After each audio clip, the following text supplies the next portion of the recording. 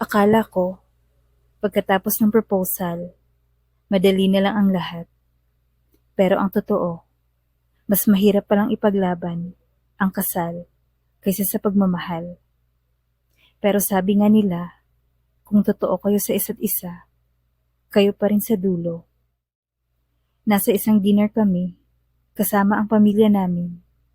Tahimik ang lahat, matapos kong sabihin, magpapakasal na po kami ni Ivy. Tahimik si Dad, huminga ng malalim si Mom. Sigurado kayo? Tanong niya. Tiningnan ko si Ivy. Hawak niya ang kamay ko.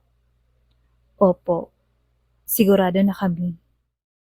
Pag-uwi namin, niyakap niya ako. Okay ka lang?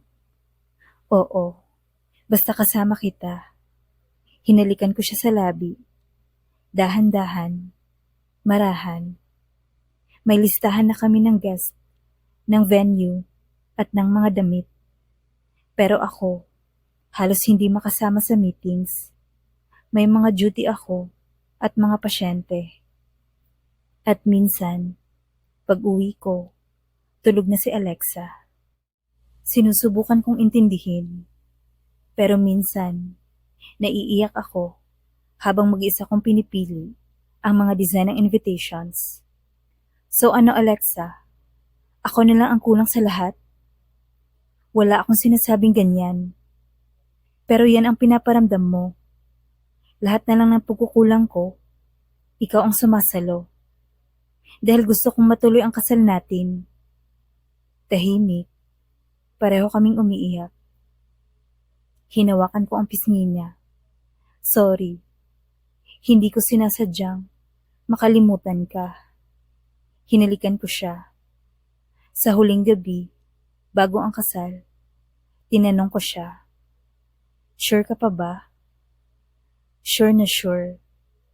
Kahit mahirap, kahit ilang lifetime pa, ikaw pa rin ang pipiliin ko. Humiga kami sa kama ng hotel suite.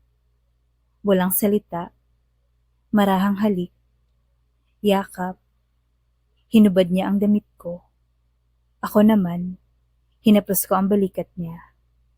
Sa gabing iyon, hindi lang katawan ang nagsanib, pati ang mga pangarap at ang mga takot. Nakita ko siyang naka-all-white gown, nanginginig. Ako naman, nakasimpleng gown din. Tumulo ang luha niya habang naglalakad ako palapit. Sabi nila, malamig daw ako. Pero ngayon, ang init ng puso ko lang ang nararamdaman ko. Alexa, tatanggapin mo ba si Ivy? I do. Kahit ilang beses niyo pang itanong. Ivy, tatanggapin mo ba si Alexa? I do. Buong puso. Now, you may kiss your bride. Lumapit ako. Hinalikan ko siya. Puno ng luha. Puno ng saya. Hindi madali ang magmahal. Mas lalo ang magpakasal. Pero kung ang pag-ibig ay totoo, marunong itong maghintay. Marunong itong umintindi.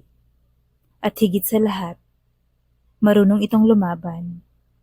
Ngayon, hindi na lang ito tungkol sa tingin. Ito na ang buong buhay, naming magkasama. Thank you for watching. Please don't forget to like and subscribe. Bye!